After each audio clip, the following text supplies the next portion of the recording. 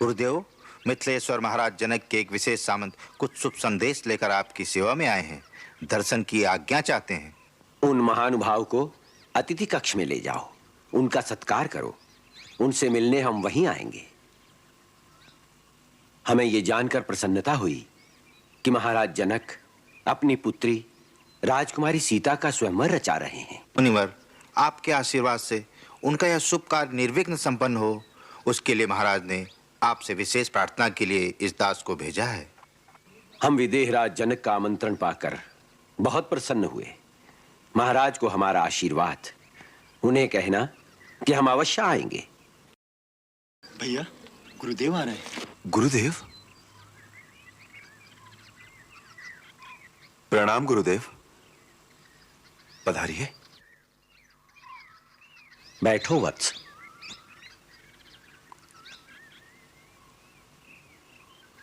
राम, हम तुमसे एक बात करने आए हैं। गुरुदेव, आपने क्यों कष्ट किया? मुझे बुला भेजते, मैं स्वयं आ जाता आपकी सेवा में। तुम्हारे पास आने में कष्ट नहीं, आनंद ही आनंद है राम। तात, महाराज जनक के यहां से न्योता आया है। वो अपनी पुत्री सीता का स्वयंवर रचा रहे हैं, जिसमें उन्होंने हमें भी आमंत्रित किया है। हमारी इच्छा है कि तुम दोनों भाई हमारे साथ मिथिला चलो। राम, इस विषय में तुम्हारा क्या विचार है? गुरुवर्य, आपकी आज्ञा के सामने किसी अन्य विचार का स्थान ही कहाँ है? केवल आज्ञावशी नहीं वत्स, हम चाहते हैं कि तुम भी उस ऐतिहासिक दृश्य का अनुभव करो जहां आर्यवर्त के हर प्रांत और हर प्रदेश के राजकुमार सीता को पाने के लिए अपना अपना बल, कौशल और पराक्रम दिखाने आएंगे। मुनिवर, स्वयंवर कर तो यही है कि राजकुमारी जिसे पसंद करेंगी उसी के गले में वरमाला पहना देंगी। फिर उसमें बल और कौशल दिखाने की आवश्यकता ही कहां है? इसलिए कि महाराज जनक ने सीता के विवाह के लिए एक कठिन शर्त रख दी है। शर्त? हाँ रघुनंदन, कई कारणों से यह स्वयंवर बड़ा अद्भुत होगा। पहला कारण तो यह कि सीता स्वयं ही एक अद्भुत कन्या है, और दूसरा कारण यह है कि महाराज जनक के पास भगवान शिव का एक अलौकिक धनुष है, जो शिव ने देवताओं को दिया था, और देवताओं ने जनक के पूर्वज महाराज देवराज के पास धरोहर रूप में रखा था। सीता को देवी कन्या मानकर महाराज जनक ने यह निश्चय किया है कि सीता का विवाह किसी साधारण मानव से नहीं हो सकता, और उन्होंने शर्त रख दी कि जो शूरवीर उस महान शिव धनुष को झुकाकर उस पर प्रतंचा चढ़ा देगा, उसी के साथ सीता का विवाह होगा। उसी चमत्कार को देखने के लिए तुम हमारे साथ मिथिला चलो, यही हमारी इच्छा है। अहो भाग्य। तो कल प्रातः ही प्रस्थान करेंगे। जो आज्ञा गुरुदेव। हे रघुकुल तिलक राम, वत्स लक्ष्मण, ये परम पावनी सर्व पापनाशिनी गंगा हैं, इन्हें प्रणाम करो।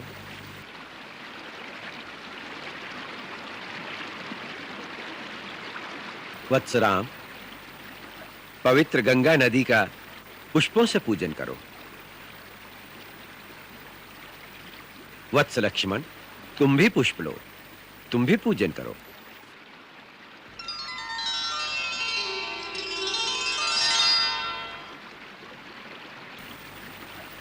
राम, ये पवित्र गंगा नदी तुम्हारे पूर्वजों की देन है। हमारे पूर्वजों की देन? हाँ, बैठो।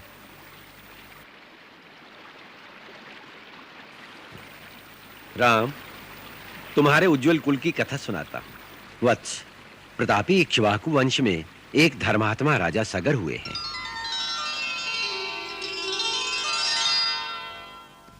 एक बार जब वह अश्वमेध यज्ञ कर रहे थे,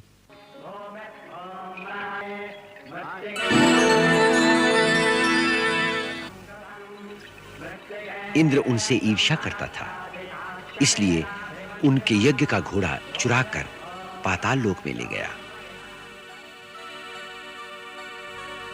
वहां उसने वो घोड़ा कपिल मुनि के आश्रम में छोड़ दिया। महाराज सगर के सारे पुत्र घोड़े की तलाश में पाताल लोक तक जा पहुंचे। उन्होंने कपिल के आश्रम में घोड़े को देखकर महात्मा कपिल का अपमान किया। उनके दुर्व्यवहार से कुपित होकर महर्षि कपिल ने सगर के पुत्रों को शाप देकर भस्म कर दिया। फिर उनका उद्धार करने के लिए गंगा को स्वर्ग से धरती पर लाना आवश्यक हो गया, परंतु यह काम बहुत कठिन था। महाराज सगर, उनके बाद महाराज अंशुमान, उनके पुत्र महाराज दिलीप ये काम न कर सके। फिर दिलीप के पुत्र महाराज भगीरथ ने यह निश्चय किया कि वो गंगा जी को धरती पर लाकर अपने पितरों का उद्धार करेंगे। उन्होंने गंगा जी को धरती पर लाने के लिए घोर तपस्या की। उनकी तपस्या से प्रसन्न होकर ब्रह्मा प्रकट हुए।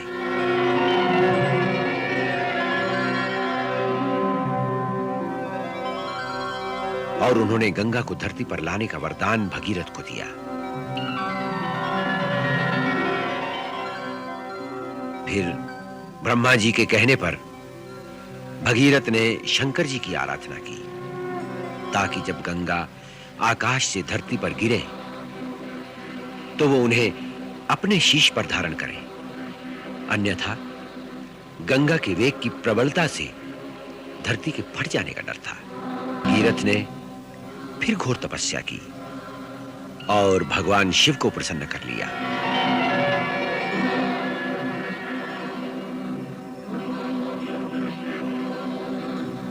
उन्होंने भगीरथ को वचन दिया कि वो गंगा जी को अपने शीश पर धारण कर लेंगे।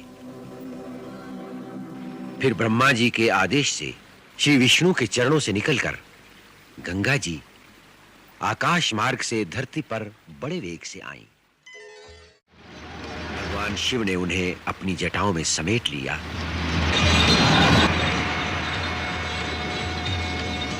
और फिर धरती पर बहने दिया, जिससे भगीरथ का मनोरथ सफल हुआ और धरती से लेकर पाताल तक सबका कल्याण हुआ। गंगा अपनी धाराओं से तीनों लोकों को पवित्र करती हैं, इसलिए इन्हें त्रिपथगामिनी भी कहते हैं। महाराज भगीरथ इन्हें भूलोक पर लाए, इसलिए मृत्युलोक में इन्हें भागीरथी भी कहा जाता है। राम, ये परम पवित्र गंगा यावत चंद्र दिवाकरो, जब तक सूरज चांद रहेंगे, इस धरती के प्राणियों का कल्याण करेंगी। संभव है आने वाले युगों में देवी देवताओं के प्रति लोगों की आस्था कम हो जाए, पर गंगा का गौरव कभी कम नहीं होगा। कभी सदा इसका गुणगान करेंगे। ये जिस देश में बहेगी वहां सदा हरा भरा रहेगा। गंगा का पवित्र जल जीवन से मरने तक मानव के लिए उपयोगी होगा और अनंत काल तक लोग इसे गंगा मैया कहकर, माता से भी महान मानकर इसकी पूजा करेंगे। संसार की समस्त नदियों में सर्वप्रथम इन्हीं का नाम होगा। गुरुदेव, यह आश्रम बड़ा विचित्र लग रहा है। न ही पूरी तरह उजड़ा हुआ और न ही पूरी तरह बसा हुआ। पत्ता पत्ता सूख गया है, परंतु यह तुलसी का पौधा अभी भी हरा भरा है। ये क्या भेद है गुरुदेव? तुमने सच कहा है राम, यह बड़ा विचित्र स्थान है, जहां गौतम ऋषि के शाप से सब कुछ उजड़ गया, परंतु एक तुलसी का पौधा अभी तक इसलिए जीवित है क्योंकि एक नारी की आत्मा यहां पर वास करती है। एक नारी की आत्मा? हां, एक अभागन नारी, जिसके साथ एक पुरुष ने छल किया और दूसरे ने उसको दंड दिया। ये कैसी अद्भुत कथा है गुरुदेव? ये कौन लोग थे जिन्होंने ऐसा किया? दो महान पुरुष, एक देवताओं का राजा इंद्र और दूसरा उसका पति महान तपस्वी ऋषि गौतम। पर क्यों? यह एक नारी के दुर्भाग्य की करुण कथा है। महर्षि गौतम की पत्नी अहिल्या परम सुंदरी थी, जिसके कारण देवराज इंद्र उस पर आसक्त हो गया। एक समय जब महर्षि गौतम प्रातः स्नान के लिए नदी पर गए, तो इंद्र ने अवसर देखा और अवसर का लाभ उठाने की ठानी। उसने गौतम का रूप धारण कर लिया। गौतम का रूप धारण करने के पश्चात अहिल्या से समागम के लिए वो दबे पांव चुपके चुपके अहिल्या की कुटिया की ओर चल पड़ा। छिपते छिपाते वो अहिल्या की कुटिया में प्रवेश कर गया।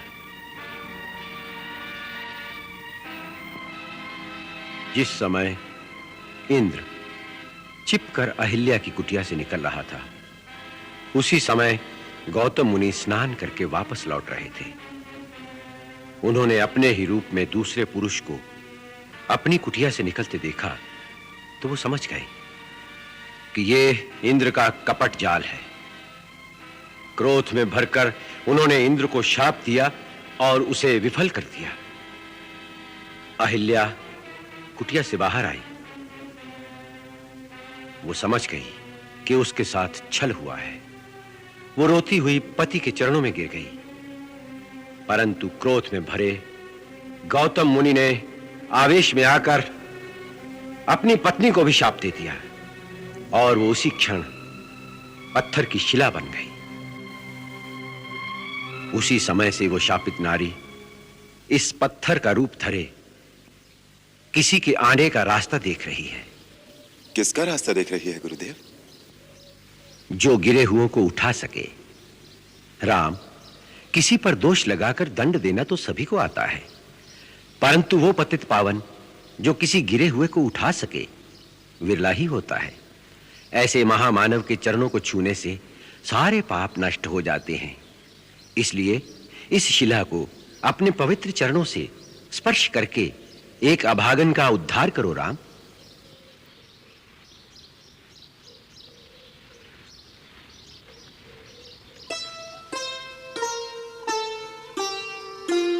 राम, लक्ष्मण, इस आम्र वाटिका का वातावरण बड़ा शांत और पवित्र है, नगर के कोलाहल से अलग।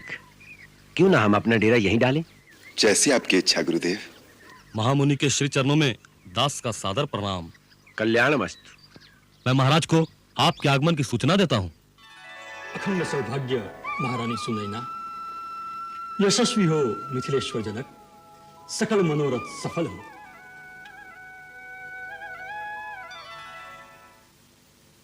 गुरुदेव, आपकी कृपा बनी रहे, इसी में हमारा कल्याण है। राजकुमारी सीता नहीं आई अभी तक? आती होंगी।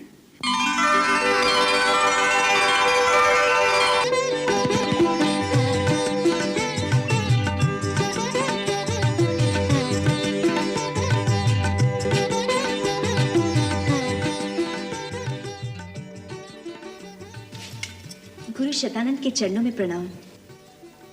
तुम्हारी मनोकामना पूर्ण हो बेटी। क्षमा कीजिए पिताजी, मेरे कारण आपको प्रतीक्षा करनी पड़ी। बेटी, आज शिव धनुष को स्वयंवर सभा में भेज दिया जाएगा, इसलिए इनकी पूजा करके भगवान से आशीर्वाद मांगो। सीता, बचपन से तूने इस शिव धनुष की पूजा की है बेटी। आज उसी पूजा की पूर्ण आहुति की घड़ी आ गई। तेरे पिता ने तेरे विवाह के लिए एक ऐसे पराक्रम की शर्त रखी है जिसे पूरा करना एक साधारण पुरुष के लिए असंभव नहीं तो बहुत कठिन अवश्य होगा। शंका मन से निकाल दो देवी। जिन्होंने महाराज जनक के मन में उस अद्भुत प्रण की प्रेरणा उत्पन्न की थी, उपाय भी वो अपने आप ही करेंगे। परिणाम उन्हीं पर छोड़ दो। आशंका और अविश्वास को मन से निकालकर भगवान आशुतोष पर भरोसा रखो। वो सबकी मनोकामना पूर्ण करते हैं। उनके इस पूजनीय धनुष के कारण कभी किसी का अमंगल नहीं हो सकता। चलो महाराज, पूजा करें।